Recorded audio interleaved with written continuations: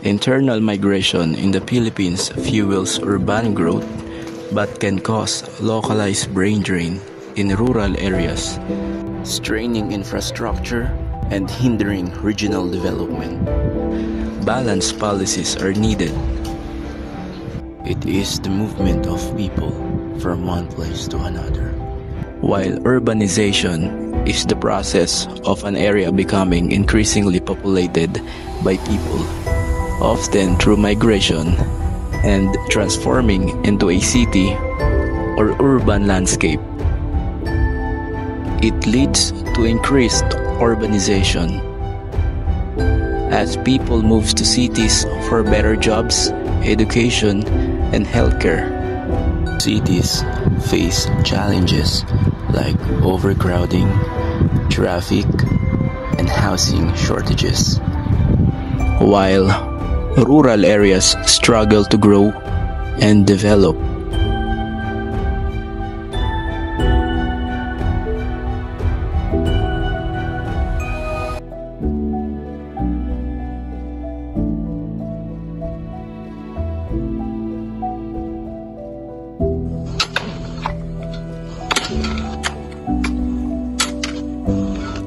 Tol, pagbuti mo yung pag-aaral mo sa Maynila. Nakapagod din kasing ganitong buhay. Oo naman tol, para di sa pamilya. Para di makapagtapos di sa pag-aaral.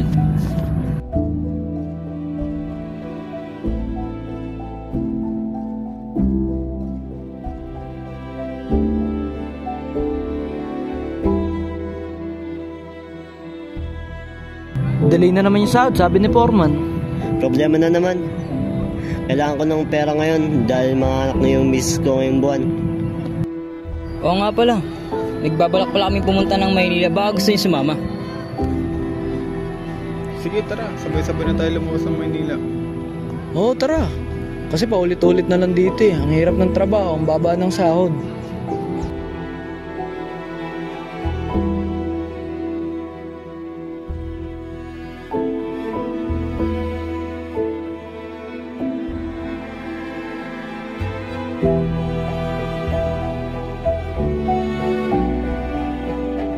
Urbanization in the Philippines has been steadily increasing over the years, driven by economic growth, population expansion, and rural to urban migration. Housing and living costs in cities brings modern conveniences, but leads to expensive housing and higher living.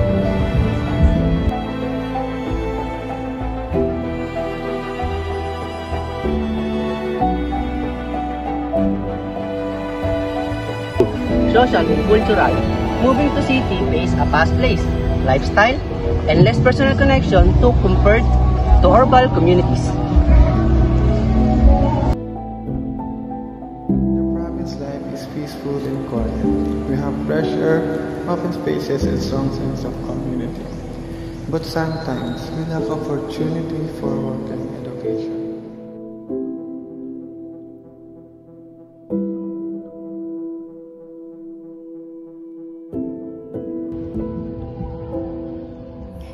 Finally, I can continue my college studies here in Manila, and I can fulfill my dream of graduating for my parents.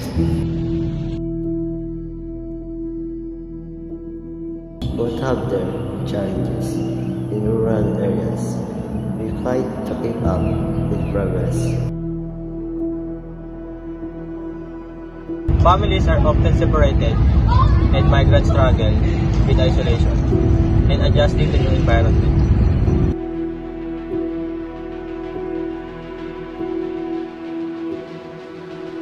Which many skilled Filipinos bring to our country, which slow down growth in our industry.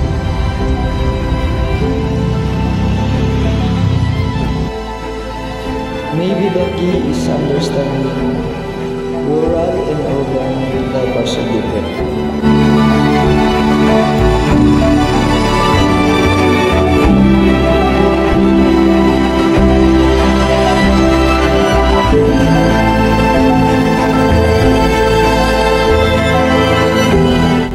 This rapid urbanization often strengthens this system, leading to traffic, pollution, and insufficient resources. a growing cost because of migration, but there are passing issues like overcrowding, lack of proper housing, traffic, and limited to basic service.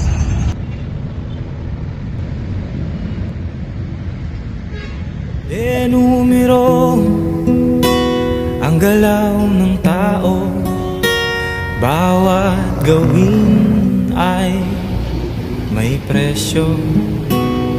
O narito ako sa isang lugar. Embracing change with determination and resilience will help build thriving cities where everyone can succeed. Keep striving for growth because every challenge is a stepping stone toward a brighter future. Pangkain sa araw-araw, di malaman paano pagkakasyahin. Lalong yumayaman ang mga mayaman, lalong naghihirap ang mga mahirap. O narito ko sa isang lugar na di ko maintindihan.